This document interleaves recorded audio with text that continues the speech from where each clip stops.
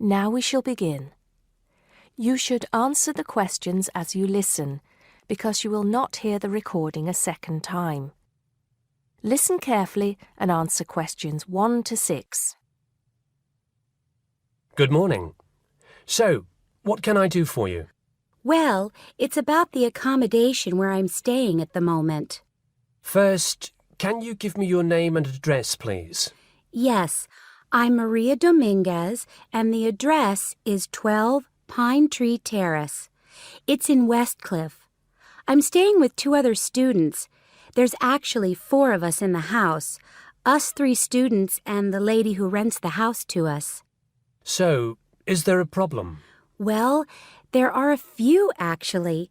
You know, I'm a first-year student, and though I lived away from home for a while when I was studying over the summer in Mexico City, I've never lived abroad, and it's a big change for me. The course is tough, but that's not the main difficulty. I'm coping with that up till now, anyway. The accommodation was arranged for you by our office, wasn't it? It's a nice place by the sea. Okay, but it's difficult. There are only a few buses, and it takes about 50 minutes. It's just so far away, and there's no way I can get back if I want to stay on after 7. And also the other thing is, there's nothing to do there. It's basically just a village. All my friends stay on campus. What about the girls you live with? Do you get on with them? Well, when I see them, but one of them is hardly ever there. Mostly she stays in a house with friends.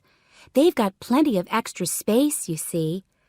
The other girl is quiet as a mouse and hardly ever leaves her room. The landlady's friendly enough, though a bit forgetful, and she doesn't keep the place very clean. I don't have any real problem with her as a person, though.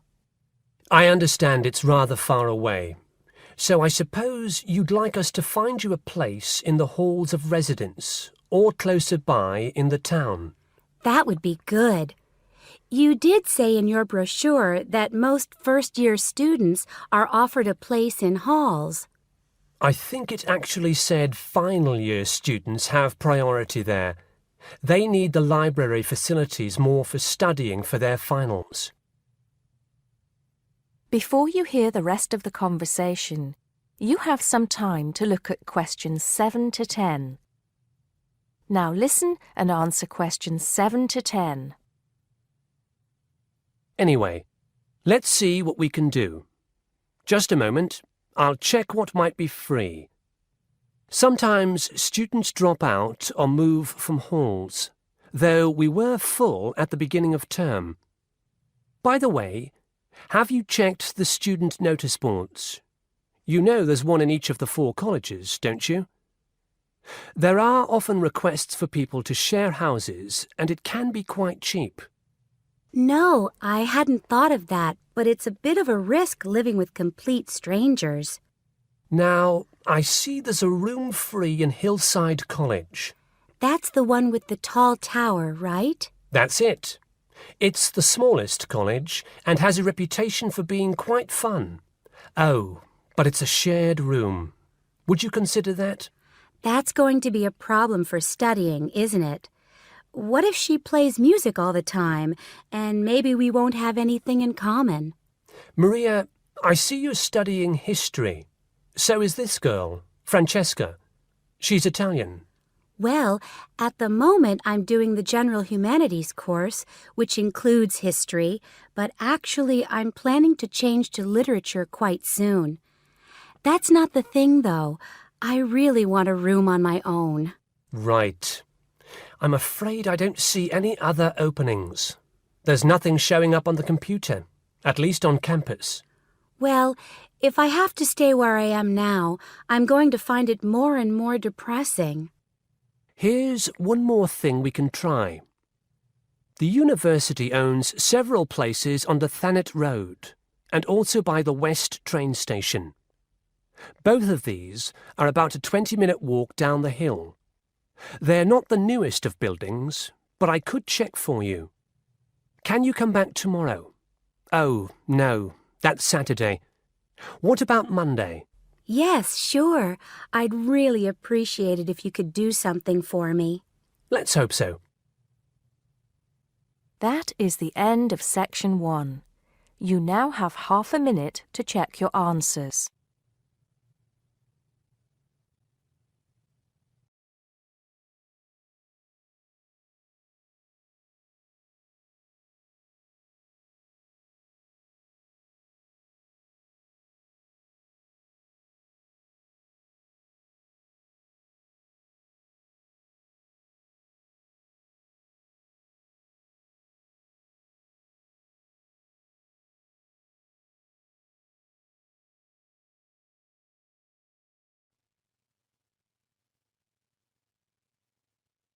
Now turn to Section 2.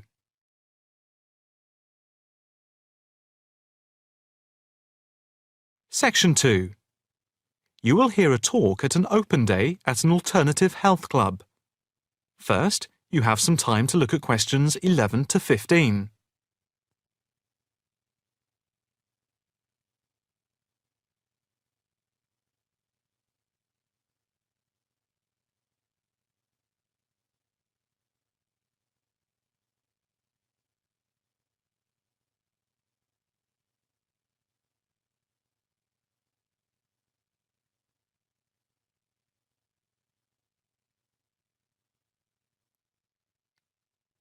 Now listen carefully and answer questions 11 to 15.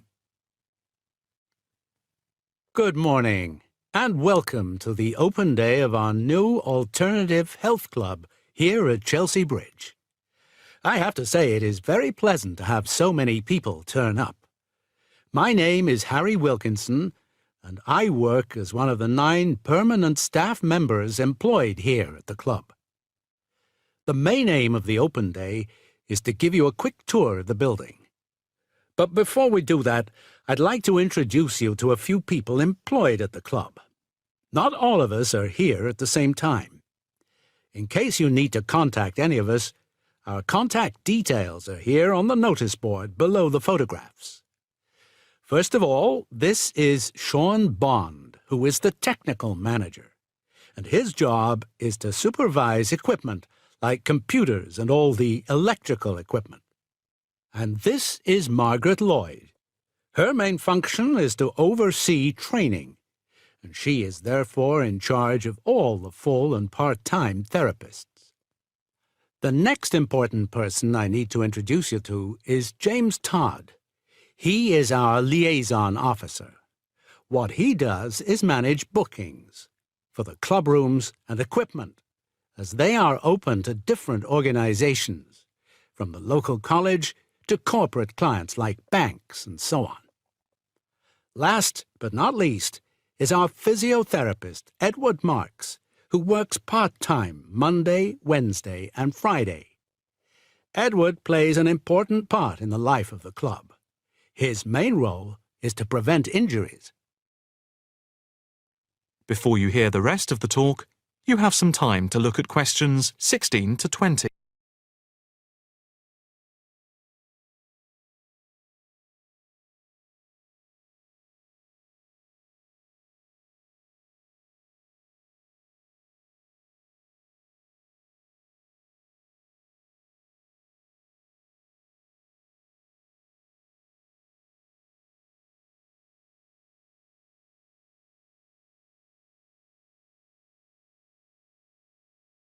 Now listen carefully and answer questions 16 to 20. Now for the various amenities. You see that the club has quite a large capacity and is arranged over 3 floors. There is a lift by the reception and the stairs. On the ground floor there are 2 large halls, which are used for yoga, tai chi, Pilates, and dance and fitness classes for different age groups, with a shop and cafeteria over here. On the first floor, we have a full range of fitness machines, which are available in the large central hall, around which there are various offices. The changing rooms are also on this floor. On the second floor, there is a series of small therapy rooms with waiting areas for clients. These may be booked by individual therapists. There are also 3 classrooms, which are used for teacher training and group therapy classes. We have a very extensive therapy training program accredited to the University of Manwich, with training in counselling, for which we have 3 programs at the moment. As regards the various types of yoga, acupuncture, and the Alexander technique, there are currently 9 different training classes going on. Information about the training can be obtained from the brochure, which you can pick up at reception and from the club website. There will be a chance to talk to trainers for those interested in counselling this Saturday at 10 a.m. For yoga, etc., there will also be an informal gathering of trainers on Thursday at 4:30 p.m. So, if you are interested in becoming involved, this is your chance. That is the end of Section 2. You now have half a minute to check your answers.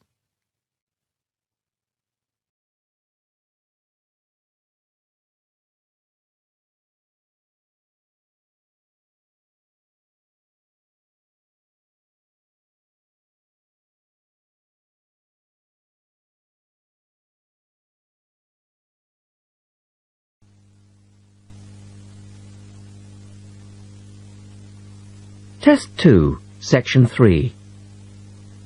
In this section, you will hear a discussion about a system of writing for the blind known as Braille. First, look at questions 21 to 23.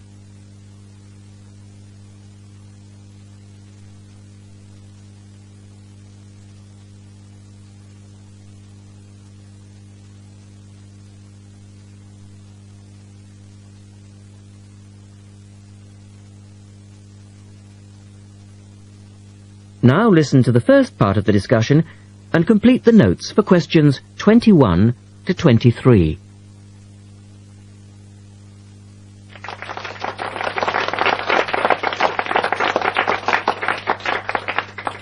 We're very pleased to welcome to our special interest group today Dr. Linda Graycar, who is from the City Institute for the Blind. Linda is going to talk to us about the system of writing for the blind known as Braille. Linda, welcome. Thank you. Now, we'd like to keep this session pretty informal, and I know Linda won't mind if members of the group want to ask questions as we go along. Well, let's start with an obvious one. What is Braille, and where does it get its name from? Well, as you said, Braille is a system of writing used by and for people who cannot see. It gets its name from the man who invented it, the Frenchman Louis Braille, who lived in the early 19th century. Was Louis Braille actually blind himself? Well, he wasn't born blind, but he lost his sight at the age of 3 as the result of an accident in his father's workshop. Louis Braille then went to Paris to the National Institute for Blind Children, and that's where he invented his writing system at the age of only 15 in 1824, while he was at the Institute. But he wasn't the first person to invent a system of touch reading for the blind, was he? No, another Frenchman had already come up with the idea of printing embossed letters that stood out from the paper, but this was very cumbersome and inefficient. Did Louis Braille base his system on the first one? No, not really.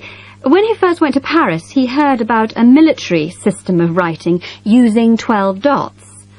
This was a system invented by an enterprising French army officer, and it was known as night writing. It wasn't meant for the blind, but rather for battle communications at night. That must have been fun. Look at questions 24 to 30.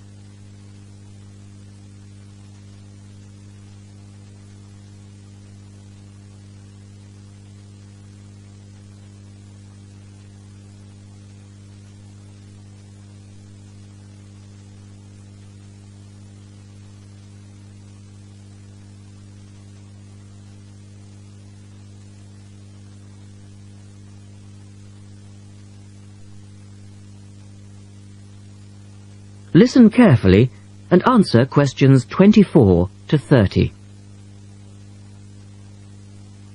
Anyway, Braille took this system as a starting point, but instead of using the 12 dots, which night writing used, he cut the number of dots in half and developed a 6-dot system. Can you give us a little more information about how it works? Well, it's a system of touch reading, which uses an arrangement of raised dots called a cell. Braille numbered the dot positions 1, 2, 3 downward on the left and 4, 5, 6 downward on the right. The letters of the alphabet are then formed by using different combinations of these dots. Yes? So, is the writing system based on the alphabet, with each word being individually spelt out? Well, it's not quite that simple, I'm afraid. For instance, the first 10 letters of the alphabet are formed using dots 1, 2, 4 and 5. But Braille also has its own short forms for common words. For example, B for the word but and H for have. There are many other contractions like this. So you spell out most words letter by letter, but you use short forms for common words? Yes. Though I think that makes it sound a little easier than it actually is. And was it immediately accepted? I mean, did it catch on straight away? Well, yes and no. It was immediately accepted and used by Braille's fellow students at the school, but the system was not officially adopted until 1854, 2 years after Braille's death. So official acceptance was slow in coming. I suppose it works for all languages which use the Roman alphabet. Yes, it does, with adaptations, of course. Can it be written by hand, or do you need a machine to produce Braille? Well, you can write it by hand onto paper with a device called a slate and stylus. But the trick is that you have to write backwards, from right to left, so that when you turn your sheet over, the dots face upwards and can be read like English from left to right. Oh, I see. But these days, you'd probably use a Braille writing machine, which is a lot easier. And tell us, Linda, is Braille used in other ways, other than for reading text? Yes, indeed. In addition to the literary Braille code, as it's known, which of course includes English and French, there are other codes. For instance, in 1965, they created a form of Braille for mathematics. I can't imagine trying to do maths in Braille. Yes, that does sound difficult, I agree. And there's also a version for scientific notation. Oh, and yes, I almost forgot. There is now a version for music notation as well. Well, thanks, Linda. That was most interesting. Now, does anyone have any last questions? Yes. Roughly how long does it take to learn to read Braille?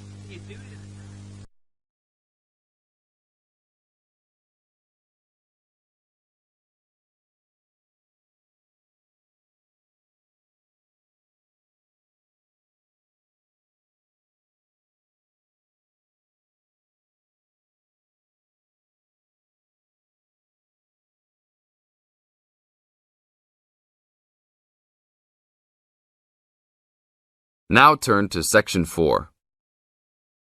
Section 4.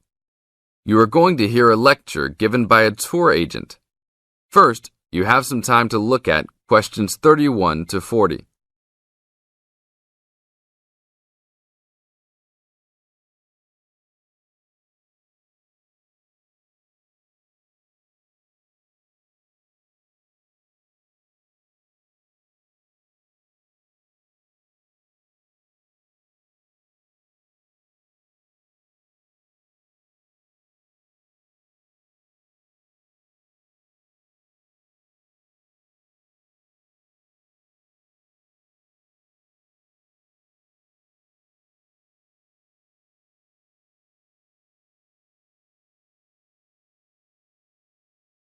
Now listen to the tape and answer questions 31 to 40. Welcome to Hawaii Tour Agency. Let me tell you a little about a special package we have going on this week. I know everybody wants to get away from the stress of work and life, so I think you should all consider a week-long vacation to the paradise of Hawaii. First off, let me tell you all a little bit about Hawaii. The Hawaiian Islands are of volcanic origin and are edged with coral reefs. Because of its volcanic origins, people often go especially to see the volcanoes. Hawaii is the largest and geologically the youngest island of the group. Oahu is the most populous and economically important. The capital of Honolulu is located on the island of Oahu, the only U.S. state in the tropics.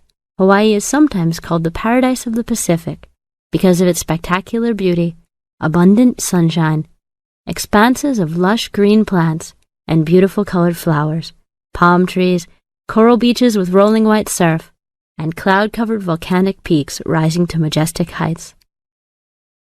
Some of the world's largest active and inactive volcanoes are found on Hawaii and Maui. Eruptions of the active volcanoes have provided spectacular displays, but their lava flows have occasionally caused great property damage. The lava can spill down the mountains into the settlements where people live. The most famous of these is right by Honolulu. It is called Diamond Head because from far away, the top of the volcano looks like a diamond. Vegetation is generally luxuriant throughout the islands, with giant fern forests and lush vegetation. Although many species of birds and domestic animals have been introduced on the islands, there are few wild animals other than boars and goats, and there are no snakes. The coastal waters abound with fish. More ethnic and cultural groups are represented in Hawaii than in any other state. Chinese laborers who came to work in the sugar industry were the first of the large groups of immigrants to arrive, starting in 1852, and Filipinos and Koreans were the last, after 1900. Other immigrant groups, including Portuguese, Germans, Japanese, and Puerto Ricans, came in the latter part of the 19th century. Intermarriage with other races has brought a further decrease in the number of pure-blooded Hawaiians, who comprise a very small percentage of the population. Now all of this sounds very interesting, right? For only $600 per person, we are offering a tour package to Hawaii. This includes your round-trip airfare and fully guided tours. The duration of the trip is 5 days, including hotel for 5 nights and tour buses that will take you all around. We will go to the famous beaches, the volcanoes, and the forests. Sign up today to save your space, as seats are running out quickly. This is the end of Section 4. You now have 30 seconds to check your answers.